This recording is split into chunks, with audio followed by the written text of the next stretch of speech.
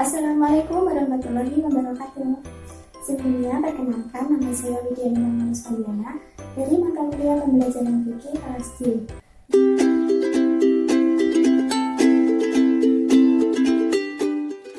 Di sini saya akan membahas tentang jual beli.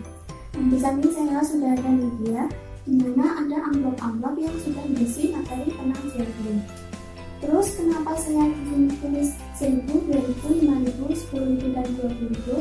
Jadi di sebelah sini sudah saya siapkan beberapa kertas, di mana kertas ini sama seperti ini, ada 1000, 2000, 5000 dan seterusnya.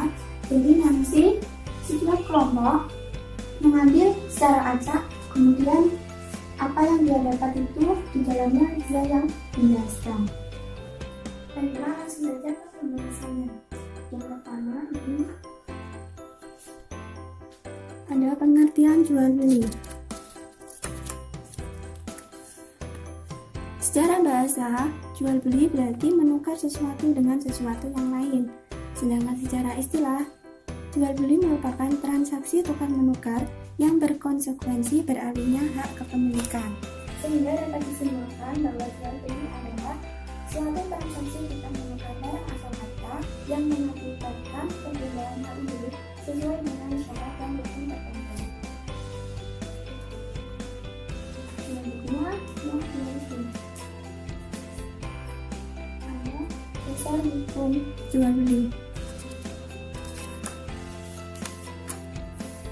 Dasar hukum jual beli yang pertama pada Al-Quran Surat Al-Baqarah ayat 275 yang berbunyi A'udzubillahi minasyaitonirrajim. Bismillahirrahmanirrahim.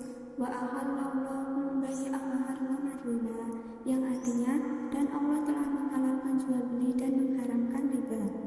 Kemudian juga pada sabda Rasulullah SAW, Afdhalul kasabi amalar rujuli biyadihi wa kullu bayyin mabrur, yang artinya pendapatan utama dari seseorang adalah hasil usaha sendiri dan hasil jual beli yang mabrur. Hadis riwayat Tabrani.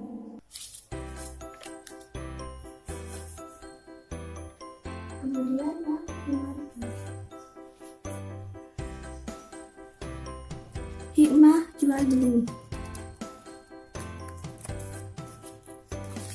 Di antara hikmah jual beli yaitu yang pertama mencari dan mendapat karunia Allah Subhanahu wa Ta'ala.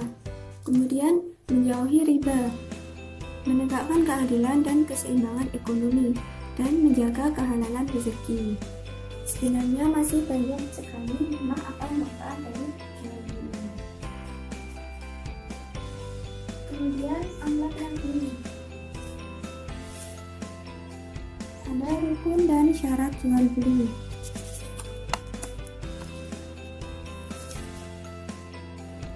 Rukun yang pertama yang pasti yaitu adanya penjual dan pembeli. Syarat untuk menjadi penjual dan pembeli yang pertama berakal sehat, kemudian atas kemauan sendiri atau tidak ada paksaan dari siapapun, lalu balik atau sudah dewasa dan tidak membazir atau memboros. Rukun yang kedua yaitu adanya barang yang diperjualbelikan. Syaratnya yang pertama, barang tersebut haruslah barang yang suci. Lalu barang tersebut dapat bermanfaat, barang tersebut milik sendiri, dapat diserah terimakan kepemilikannya, dan barang tersebut dapat diketahui jenis, sifat, dan kadarnya. Rukun jual beli yang ketiga yaitu adanya uang atau alat bayar. Dan rukun jual beli yang terakhir ada ijab dan qabul. Ini sebagai bukti kerelaan di antara kedua belah pihak, antara si penjual dan pembeli. Kemudian yang terakhir yang ini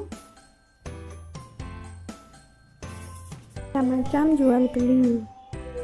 Nah, macam-macam jual beli ini dilihat dari beberapa segi, yaitu dari segi hukum, subjek, dan objeknya.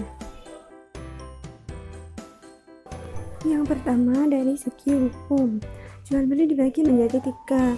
Yang pertama, jual beli sahih adalah jual beli yang sesuai dengan ketentuan syarak. Lalu kedua, jual beli batil. Ini merupakan jual beli yang salah satu rukunnya tidak terpenuhi, seperti menjual barang yang haram.